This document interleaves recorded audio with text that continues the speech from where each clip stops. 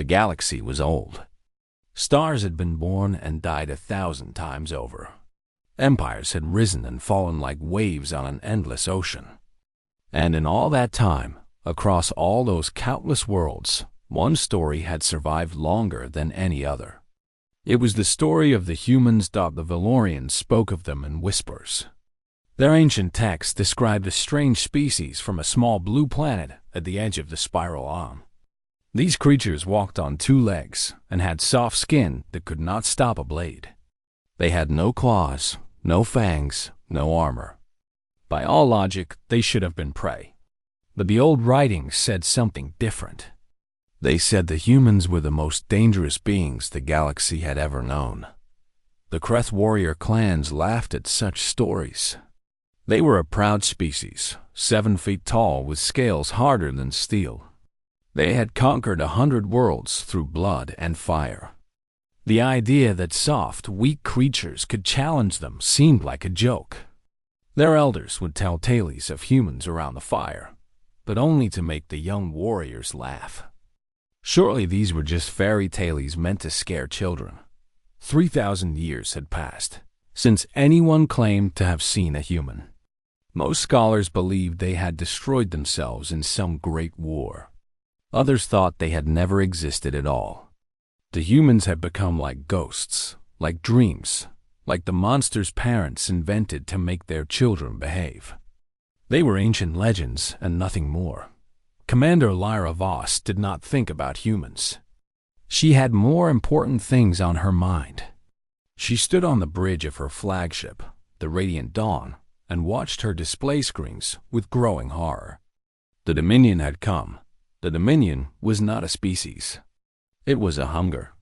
1 billion years ago, something had been born in the dark spaces between galaxies.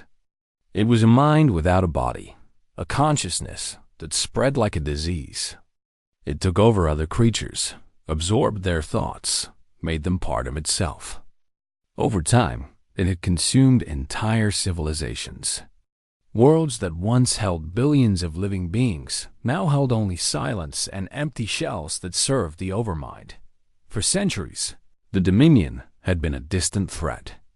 It stayed in the outer regions, feeding on primitive worlds. But something had changed. Something had made it hungry for more. Now it was coming for the heart of the galaxy. Lyra had received the distress signals 3 days ago. The barrier worlds, the first line of defense, had fallen in hours. The Dominion swarm moved faster than anyone had predicted. Her fleet of 12 ships was all that stood between the enemy and the populated sectors where trillions of innocent people lived their lives. She looked at the sensor data and felt her heart sink. 12 ships against 3,000. It was not a battle. It was a death sentence. Her crew knew it too. She could see it in their eyes, in the way they moved just a little slower, spoke just a little softer. They were good soldiers. They would fight, but they all knew they would not survive. Lieutenant Kira, her communications officer, was young. She had only been in the fleet for 2 years. Her hand shook slightly as she worked her console. Lyra walked over to her and placed a gentle hand on her shoulder. "Are you afraid?" Lyra asked. Kira nodded. There was no point in lying. "Good," Lyra said. "Fear keeps us sharp. Fear keeps us fighting. Today we show the Dominion that even when we are afraid, we do not run." Kira managed a small smile. It was not much, but it was something. The first wave of Dominion ships appeared on the screens. They were ugly things, twisted and organic, more like insects than spacecraft. They moved in perfect formation, controlled by a single mind. There was no hesitation, no confusion. They were efficient killing machines. Lyra gave the order to engage. Her ships moved forward, weapons charging. The battle began. For a while, they held their ground. Valorian technology was advanced, and her crews were well trained. They destroyed hundreds of enemy vessels in the first hour. But for every ship they killed, 10 more took its place. The swarm was endless. One by one, her ships began to fall. The bright star was the first to go, overwhelmed by boarding pods that tore through its hull. The Shield of Honor lasted longer, fighting until its reactor went critical and it exploded in a ball of fire. Lyra watched good people die and forced herself to keep giving orders. By the third hour, only 3 ships remained. The Radiant Dawn had lost its shields. Atmosphere was leaking from a dozen breaches. Half her crew was dead or injured. And still the Dominion came. Lyra sat in her command chair and accepted that she was going to die. She thought about her family back on Valoria. Her father would be proud of how she fought. Her mother would cry. Her little brother would remember her as a hero. That was something. At least she was about to give the order for a final charge when Kira shouted something impossible. "Commander, I am picking up new signals. Unknown vessels approaching at high speed." Lyra looked at the screen and did not understand what she was seeing. 12 ships had appeared from nowhere. They did not use any form of travel she recognized. One moment empty space, the next they were there, as if they had simply wished themselves into existence. The ships were different from anything in her database. They were sleek and angular, built with a strange combination of beauty and purpose. Their hulls were dark gray, almost black, and they moved with a grace that seemed almost alive. "What are they?" Lyra whispered. Kira was staring at her console with wide eyes. Her face had gone pale. "Commander," she said, her voice barely above a whisper, "the signal encoding. It matches patterns from the oldest archives. Patterns that were supposed to be myths." Lyra felt a chill run down her spine. "That is impossible." "I know," Kira said, "but the data does not lie. Commander, these ships, they are human." The bridge went silent. Everyone had heard the stories. Everyone had dismissed them as fairy tales. But now, watching these mysterious vessels move toward the Dominion swarm, no one was laughing. Far away, in the darkness of space, Captain Daniel Price stood on the bridge of his ship, the Wanderer. He was a tall man with gray eyes and a face that had seen too much. Behind him stood his crew, people who had trained their entire lives for this moment. For 3,000 years, humanity had watched the galaxy from the shadows. They had seen empires rise and fall. They had seen the Dominion grow. They had debated endlessly about whether to intervene. Some said it was not their fight. Others said they had earned their peace through suffering. But Daniel had made a decision. He looked at his crew and Lieutenant Amy Shaw at navigation, at Chief Engineer Marcus Cole at his station. These were good people, brave people, and they were tired of hiding. "Open a channel," Daniel said. "All frequencies." The communications officer nodded. "Channel open, Captain." Daniel took a deep breath. The next words he spoke would change history. "This is Captain Daniel Price of the human vessel Wanderer. We have watched your struggle. We have seen your courage. Today, we stand with you. The legends are true. We are real, and we are here to fight." The message echoed across the battlefield. On every ship, friend and enemy alike, they heard the voice of a ghost, a myth, a legend made flesh. The humans had returned. The Dominion did not know fear. It was a single mind spread across billions of bodies. It had consumed civilizations that had lasted 1,000,000 years. It had swallowed stars and crushed empires beneath its endless hunger. Nothing had ever made it hesitate. Until now. The 12 human ships moved through the swarm like wolves among sheep. They did not fight the way other species fought. There was no formation, no predictable pattern. Each ship seemed to dance through the enemy, always where the Dominion did not expect, never where it was looking. Commander Lyra Voss watched from the broken bridge of the Radiant Dawn with her mouth hanging open. She had studied warfare her entire life. She had trained at the finest military academies in the galaxy. Nothing had prepared her for what she was seeing. A human ship, smaller than the smallest Dominion carrier, flew straight into a formation of 50 enemy vessels. It should have been destroyed in seconds. Instead, it spun and twisted through weapons fire that would have vaporized her best ships. Its own weapons fired in rapid bursts, each shot finding its target with impossible accuracy. In less than a minute, all 50 Dominion ships were burning wreckage. How are they doing this? Lyra whispered that Lieutenant Kira was crying. She was not sad. She was overwhelmed. Their technology, she said, it is beyond anything we have. Their shields operate on principles I do not understand. Their weapons cut through Dominion armor like it is made of paper. And their engines. Commander, they are moving faster than our sensors can track.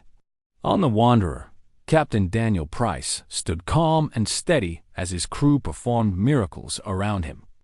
Amy Shaw piloted the ship with hands that moved faster than thought.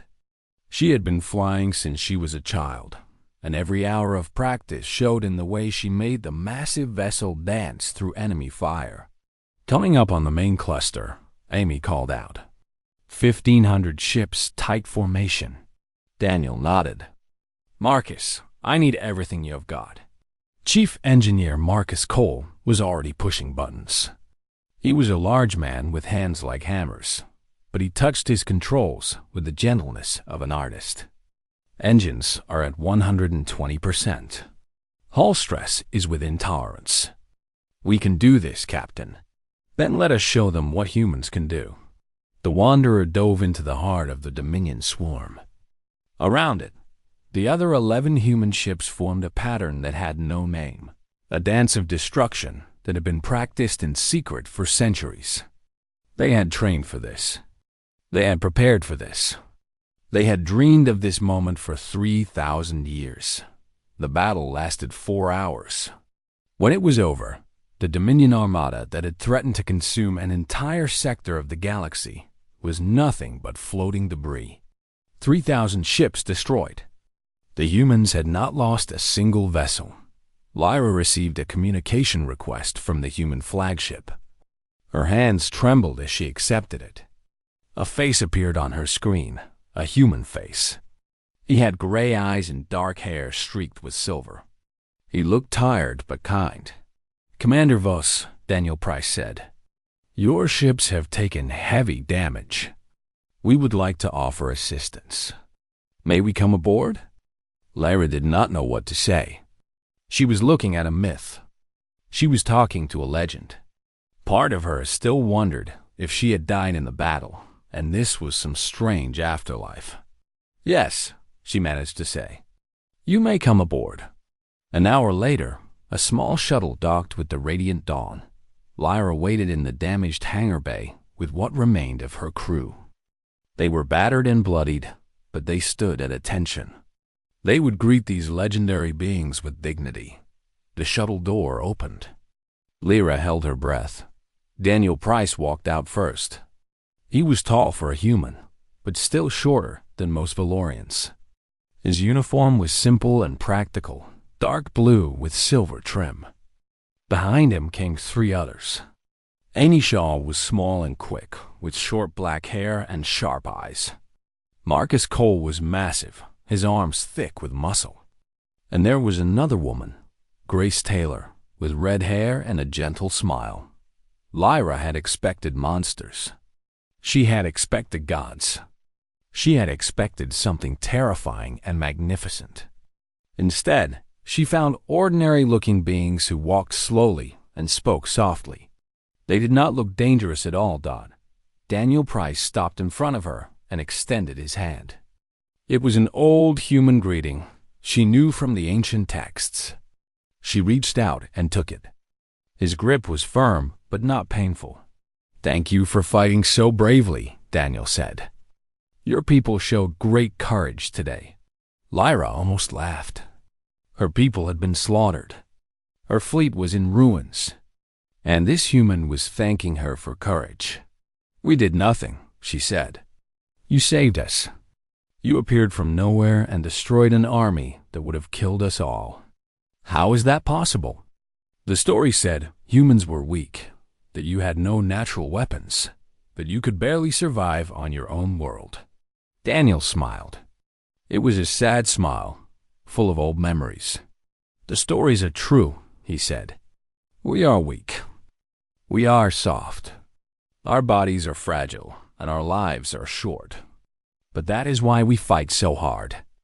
We know what it means to struggle. We know what it means to face enemies stronger than ourselves. Our entire history is a story of survival against odds that should have crushed us. He looked around at the damaged ship, at the wounded crew, at the fear and wonder in their eyes. 3,000 years ago, we almost destroyed ourselves. We fought wars that burned our world and killed billions of our own kind. When we finally reached the stars, we found a galaxy full of species that saw us as primitive and dangerous. We were hunted. We were attacked. We were driven to the edges of known space. Grace Taylor stepped forward. Her voice was soft but clear. We chose to hide, she said. We built our colonies in the dark places where no one looked. We developed our technology in secret. We watched the galaxy and we waited. Some of us wanted to return. Others said we should stay hidden forever. The debate lasted centuries. Marcus Cole crossed his arms. Despite his size, his expression was gentle. Then we saw the Dominion coming. We saw what it did to the worlds it touched. We saw civilizations that had done nothing wrong get swallowed up by that endless hunger. And we knew we could not hide anymore. Amy Shaw had been quiet, but now she spoke. Her voice was sharp and direct. We are not gods. We are not monsters. We are just people who got very good at surviving. And we could not stand by and watch others die when we had the power to help. Lyra felt tears forming in her eyes. She blinked them away, embarrassed. Why did you wait so long? She asked. If you had this power, why did you let the galaxy suffer? Daniel's face grew serious. It was the face of a man who had asked himself the same question 1,000 times. Because we were afraid, he admitted. We were afraid of what the galaxy would think of us. We were afraid of being hunted again. We were afraid of our own power. The weapons we carry could destroy stars. The technology we have developed could reshape the universe. We were not sure we had the right to use it. He paused, gathering his thoughts. But tonight, watching your ships fight against impossible odds, watching your people die to protect others, we realized something. Fear is not a good enough reason to let innocent people suffer. We have spent 3,000 years learning to be better than we were. It is time we proved it. Lyra looked at these strange, soft creatures who had just saved her life. They were not what she expected. They were not mighty warriors or terrible weapons. They were people, complicated and uncertain and trying to do the right thing. She thought about the stories she had heard as a child, the legends of humans that were meant to be frightening tales. Now she understood why those stories had survived so long. It was not because humans were monsters to be feared. It was because they were something far more rare. They were hope. What happens now? She asked. Daniel looked out the hangar window at the stars. Now we fight together. The Dominion will send more ships. It will send larger fleets. It will not stop until it consumes everything or until someone stops it. We cannot do this alone, and neither can you. But together, maybe we have a chance. He turned back to Lyra and extended his hand again.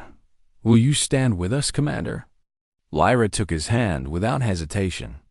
Until the end, she said. And in that moment, in the wreckage of a battle that should have ended in death, a new alliance was born. The legends had become real. The myths had returned. And the galaxy would never be the same. News traveled fast in the galaxy. Within days, every inhabited world had heard the story of Kesher Nebula. The Valorian fleet had been saved by ghost ships that appeared from nowhere. The Dominion swarm had been destroyed in hours, and the creatures responsible were the very same beings that parents used to scare their children into behaving. The humans were real.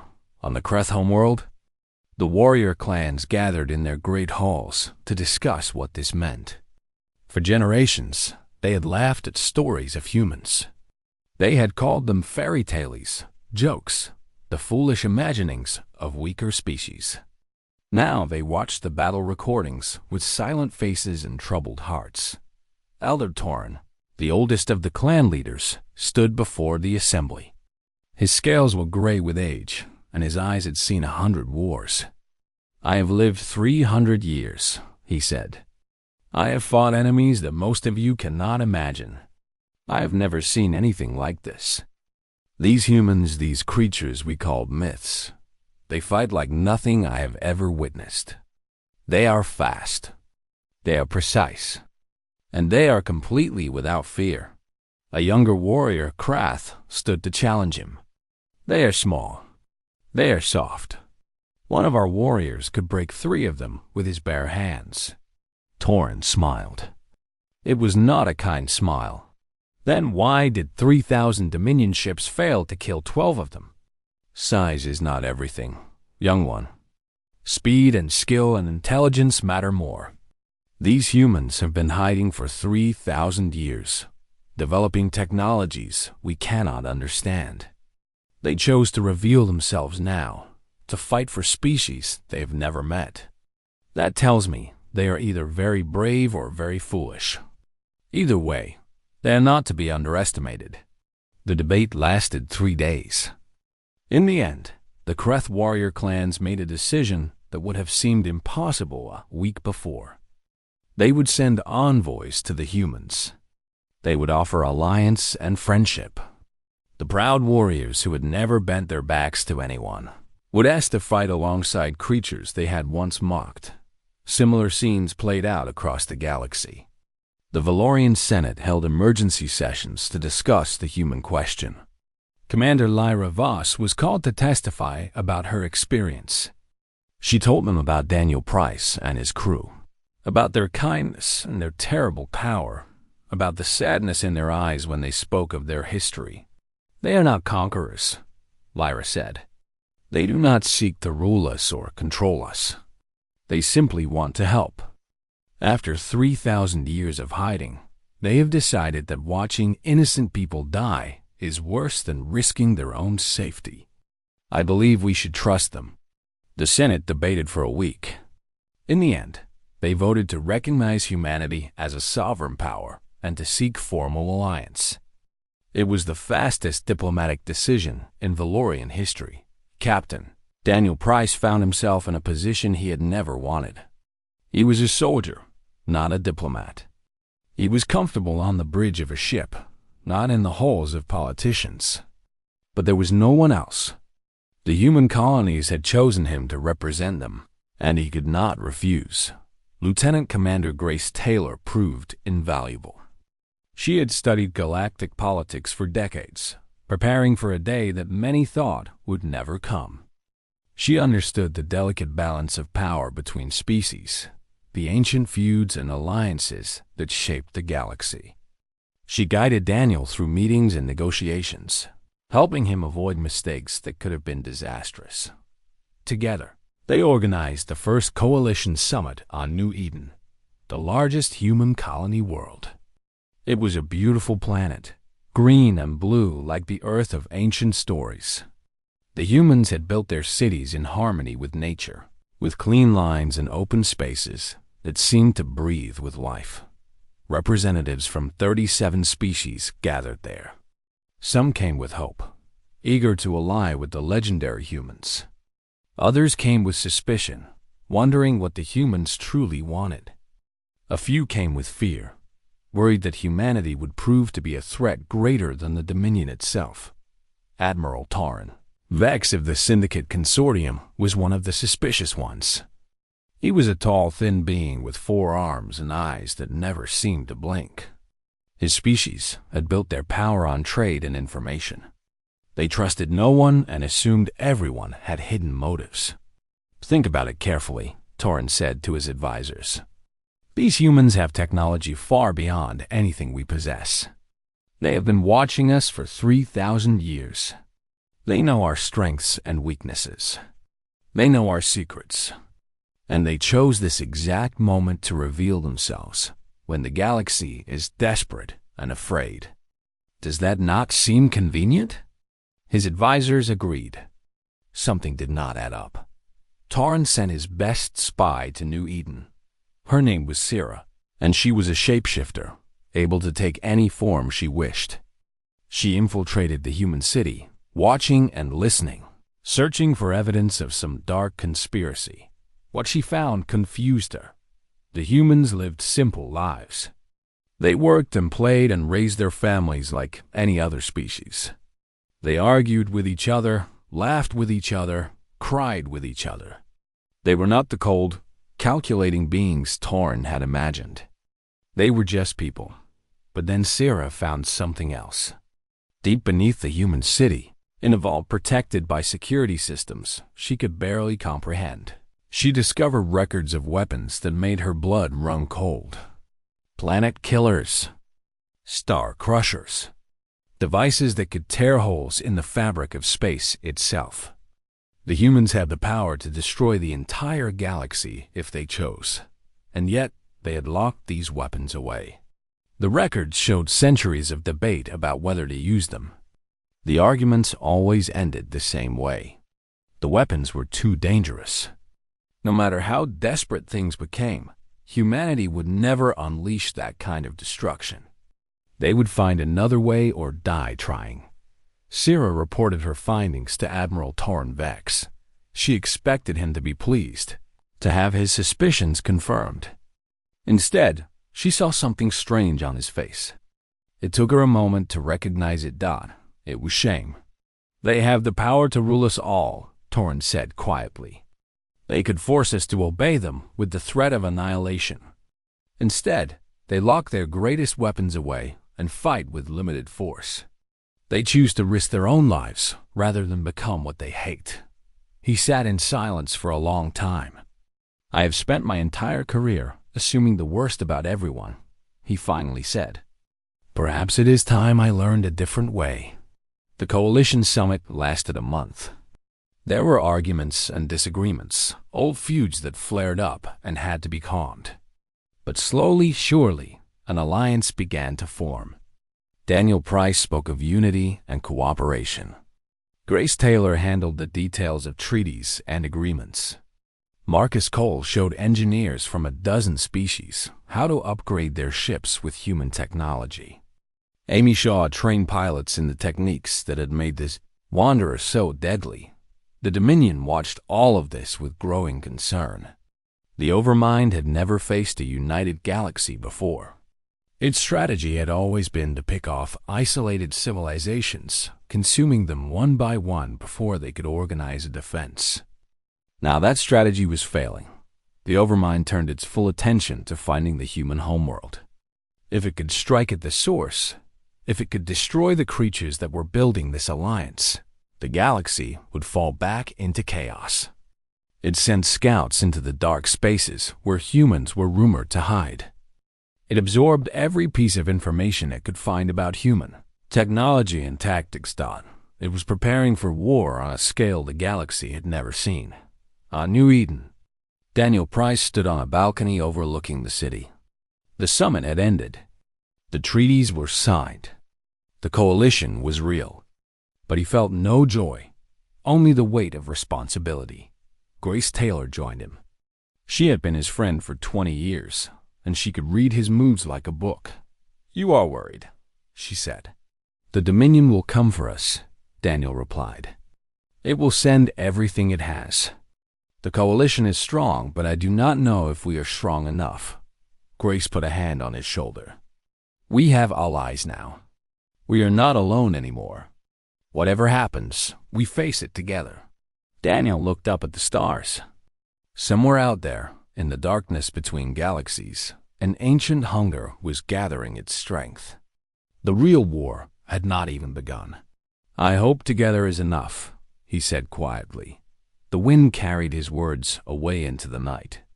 In the distance, ships from 37 different species lifted off from the spaceport, carrying representatives back to their home worlds. They went to prepare their people for the battle to come. They went to spread the message that the legends were true, that the humans had returned, and that the galaxy would stand united against the darkness. For the first time in 3,000 years, the future held hope. But hope was a fragile thing, and the Dominion had a way of crushing fragile things beneath its endless hunger. The war was coming.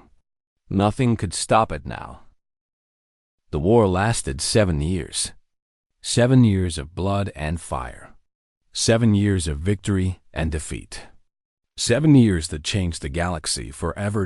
In the beginning, the Coalition won battle after battle. Human tactics and technology gave them an edge that the Dominion could not match. Daniel Price led the combined fleets with a skill that became legendary. He seemed to know what the enemy would do before they did it. He found weaknesses where others saw only strength. He turned certain defeats into unlikely victories. But the Dominion had numbers. Endless, terrible numbers. For every hive ship destroyed, 3 more emerged from the dark spaces between galaxies. The Overmind controlled trillions of bodies spread across thousands of worlds. It could afford to lose millions of soldiers in a single battle and still have millions more to send. The Coalition could not match such losses. The war ground on. Worlds that had been green and full of life became gray and dead. Colonies that had stood for centuries were consumed by the swarm. The body count rose into the billions. Hope began to fade. Admiral Daniel Price, as he was now called, carried the weight of it all. His hair had turned completely gray. Deep lines had carved themselves into his face. His eyes, once bright with determination, had grown tired and haunted. Every death was a name he remembered. Every lost world was a failure he could not forget. He stood on the bridge of the Wanderer, watching another battle unfold on the display screens. The Coalition fleet was holding the line at Sector 7, preventing the Dominion from reaching a cluster of populated worlds. They were winning, but the cost was terrible. Grace Taylor stood beside him. She had risen to command her own battle group, the finest ships from 12 different species. Her red hair was streaked with white now, and her gentle smile had become rare. War had changed them all. "We cannot keep doing this," she said quietly. "Every battle takes more than we can give. The Dominion does not feel loss. It does not mourn its dead. But we do. Our soldiers are exhausted. Our people are losing hope." Daniel nodded slowly. He knew she was right. The Coalition was winning battles, but losing the war. Simple mathematics would eventually favor the enemy. "What choice do we have?" he asked. "If we stop fighting, they will consume everything. At least this way we buy time. At least this way we give people a chance to live a little longer." Grace had no answer. There was no good answer. On the other side of the fleet, Marcus Cole worked miracles in the engineering section of a Kreth battleship. The proud warriors had come to respect the big human with the gentle hands. He had saved their ship 3 times by finding ways to fix systems that should have been beyond repair. A young Kreth engineer named Torvin watched him work with amazement. "How do you do it?" Torvin asked. "How do you see solutions that no one else can find?" Marcus wiped grease from his hands and smiled. "Humans are good at breaking things," he said. "We've been breaking things since we lived in caves and hit rocks together.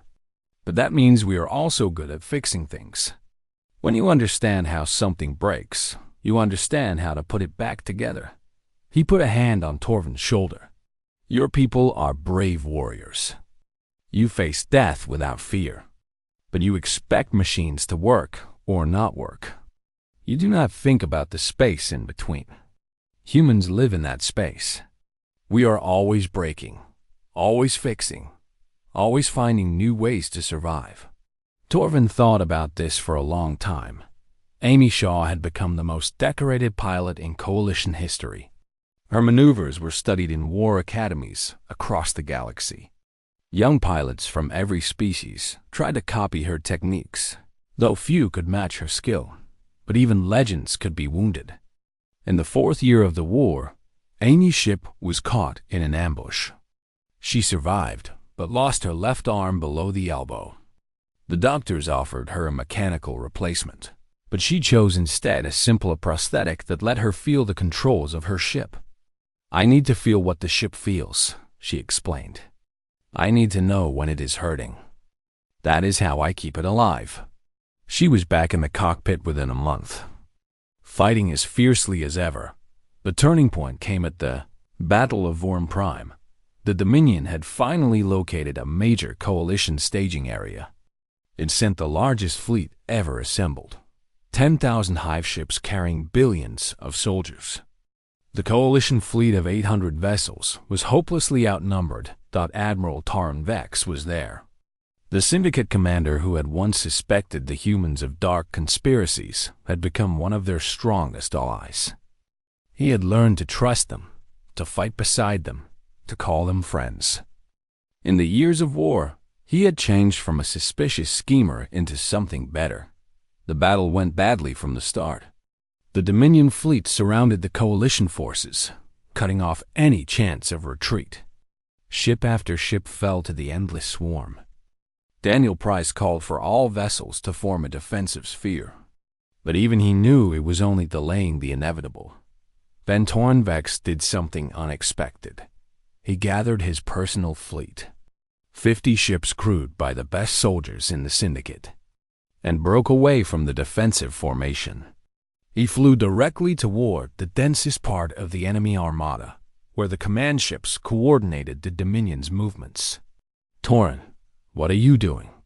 Daniel shouted over the communications link. Torrin's voice came back calm and clear. "I am creating an opening. Get your people out, Daniel.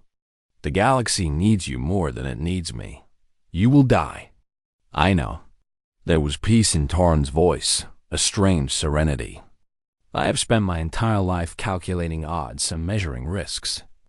I have always played it safe. But I have learned something from you humans.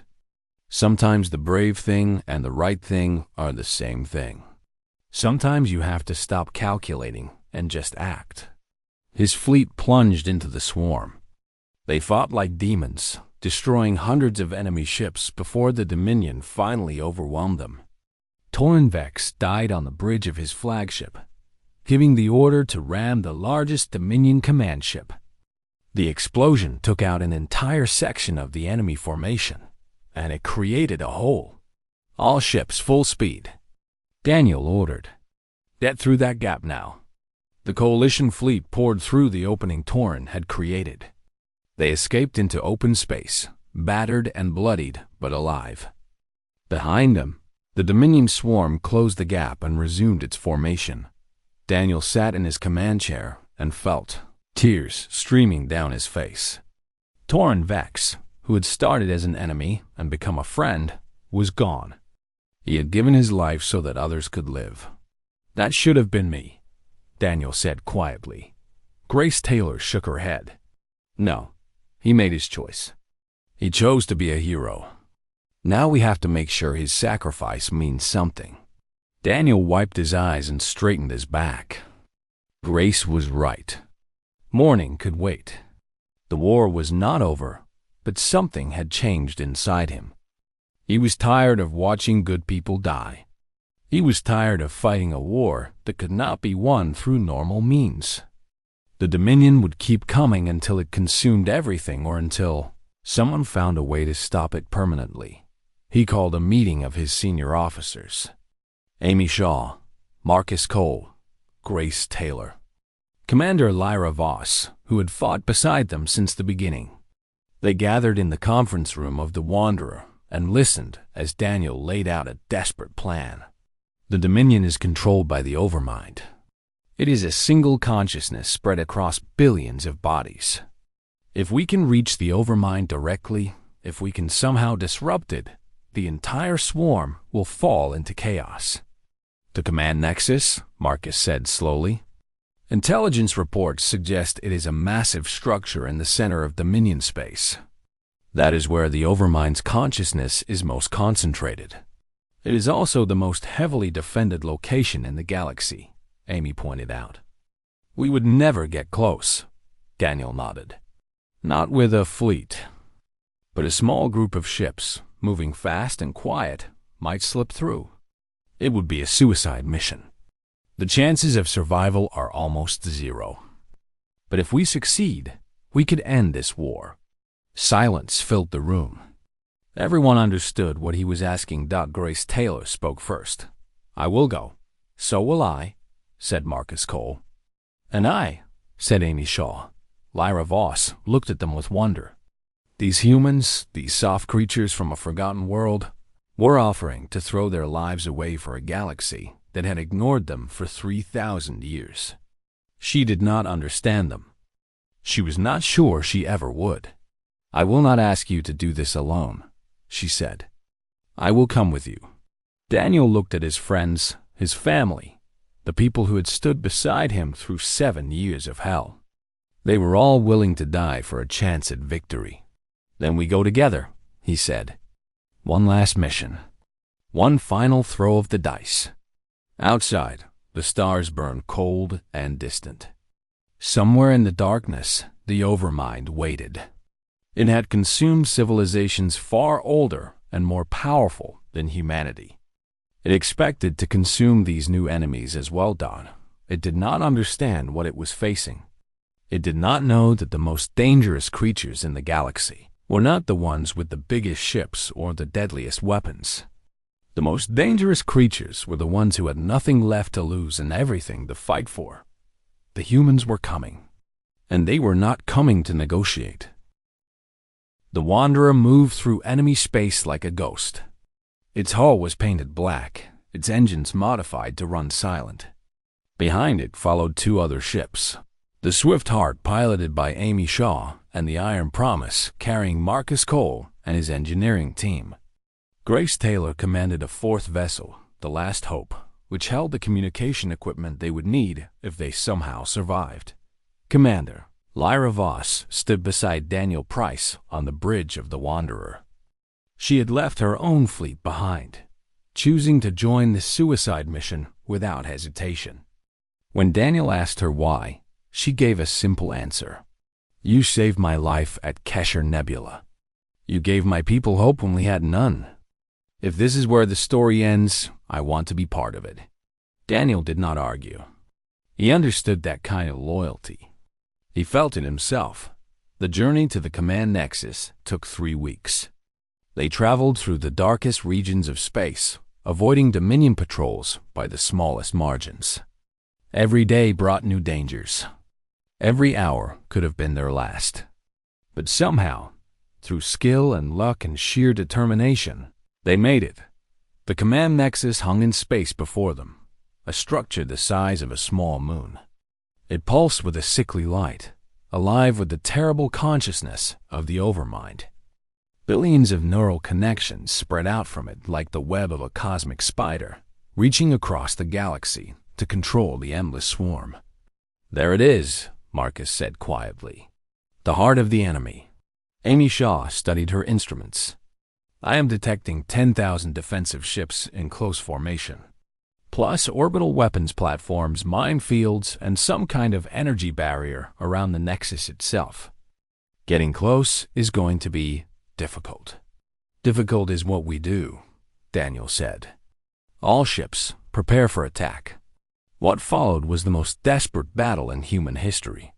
4 small ships against an army. They should have died in the first minute.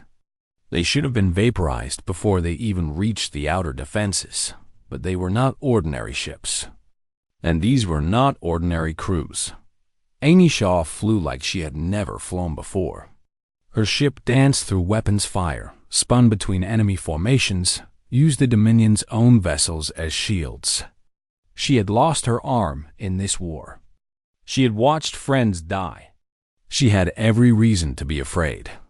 But fear was just another obstacle, and Amy Shaw did not believe in obstacles. Marcus Cole pushed his engines beyond every limit. When systems failed, he fixed them in seconds. When power fluctuated, he rerouted it through backup channels. He kept the ships alive through pure willpower and engineering genius. Grace Taylor coordinated the attack, tracking enemy movements and finding gaps in the defenses. Her calm voice guided the other ships through chaos and destruction, always finding the path forward when none seemed to exist. Lyra Voss manned the weapon systems of the Wanderer, firing with the precision that had made her the finest gunner in the Valorian fleet. Every shot counted. Every hit brought them closer to their goal dot, and Daniel Price commanded it all. He saw the battle like a symphony, each ship an instrument, each maneuver a note in a melody of survival. He had spent 7 years learning how the Dominion thought. He knew its patterns, its weaknesses, its blind spots. He used that knowledge now, exploiting every flaw in the enemy's defenses. They broke through. Against all odds, against all logic, they reached the command nexus dot. The Iron Promise and the Last Hope took up positions outside the energy barrier, drawing fire and keeping the defenders occupied. The Wanderer and the Swift Heart flew directly at the nexus, weapons blazing. "I am detecting a docking port on the lower section," Lyra called out. "Minimal defenses. We can get inside." Daniel nodded. "Amy, get us there. Already on it." The two ships dove toward the nexus. Enemy fire ripped past them, close enough to leave scorch marks on their hulls. Amy twisted through a final barrage and slammed the Wanderer into the docking port with an impact that shook the entire ship. "We are in," she announced. Daniel grabbed his weapon and headed for the airlock. Lyra was beside him, along with a small team of soldiers who had volunteered for this mission. They knew they were not coming back. They did not care that the inside of the Nexus was unlike anything Daniel had ever seen. The walls were organic, pulsing with veins of light that carried the Overmind's thoughts. The air was thick and warm, like being inside a living creature. Everywhere they looked, they saw the faces of absorbed species, frozen in the walls like insects in amber. They fought their way deeper into the structure.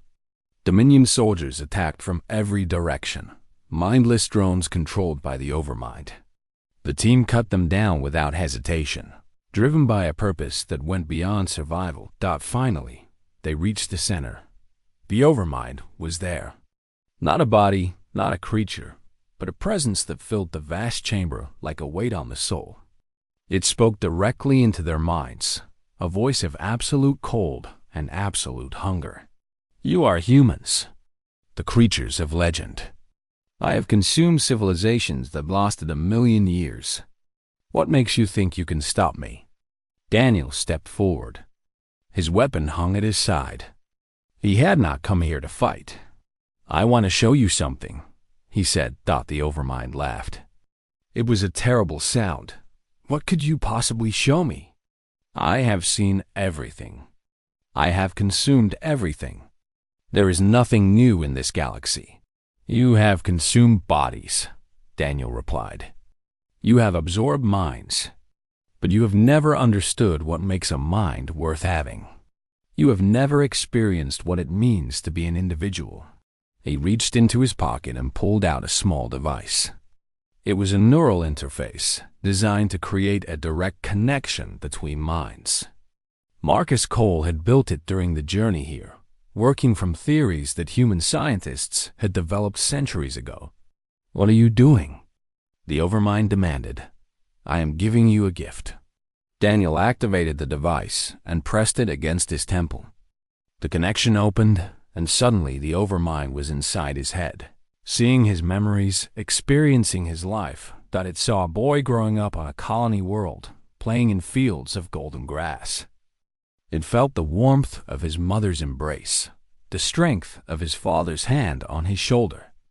It experienced his first love, a girl with dark hair who smiled at him across a crowded room.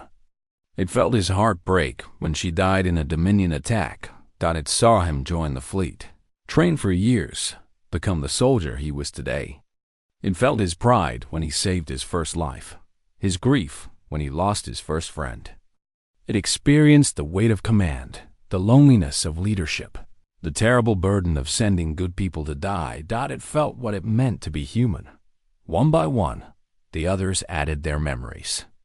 Lyra Voss showed the Overmind her childhood on Valoria, her dreams of exploring the stars, her love for her family. Amy Shaw shared the joy of flying, the freedom of movement, the satisfaction of doing something well. Marcus Cole shared the pleasure of building things, of solving problems, of making broken things whole again. Grace Taylor, watching from her ship through the communication link, added her own memories. The smell of rain on her grandmother's farm, the sound of her mother's laughter, the feeling of holding her newborn daughter for the first time. The Overmind had never experienced anything like this.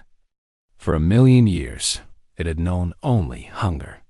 It consumed minds, but never understood them. It absorbed memories, but never felt them. Now, for the first time, it was experiencing what it meant to be alive, and it hesitated. For the first time in its eternal existence, the Overmind stopped. It could not process what it was feeling: joy, sorrow, love, loss. These were not concepts it had ever understood. They were not data to be absorbed. They were experiences that changed the one who had them. What is this? It whispered. This is meaning, Daniel said. This is purpose. This is what you have been trying to consume but never could. You cannot eat these things. You can only live them. The hesitation lasted only a few seconds. But a few seconds was enough. Outside, the Coalition fleet had arrived. Grace Taylor had sent the signal the moment they breached the Nexus. Ships from 37 species poured into the system, catching the Dominion defenses in complete disarray. Without the Overmind's coordination, the Hive ships fell into chaos. They crashed into each other, fired on their own allies, fled in random directions. The battle was over almost before it began. Inside the Nexus, Daniel Price collapsed. The neural interface had drained everything he had. Lyra Voss caught him before he hit the ground. Did it work? He whispered, "Look around you." Daniel opened his eyes. The organic walls of the Nexus were changing. The pulsing lights were fading. The faces in the walls were beginning to move, to stir, to wake from their endless sleep. The Overmind was dying. Not from an attack, not from a weapon, but from the weight of understanding what it had destroyed. It had consumed billions of minds without ever knowing what it was taking. Now it knew, and the knowledge was more than it could bear. "I am sorry," the Overmind said.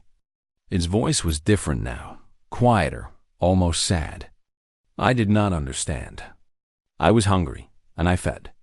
I did not know there was anything more." "There is always more," Daniel replied. "That is what it means to be alive." The Overmind faded away. The trillions of bodies it had controlled went still, then slowly began to wake up. Across the galaxy, beings who had been absorbed into the swarm found themselves free, their minds their own again. Many were confused. Some were traumatized. But they were alive. They were individuals. They were saved.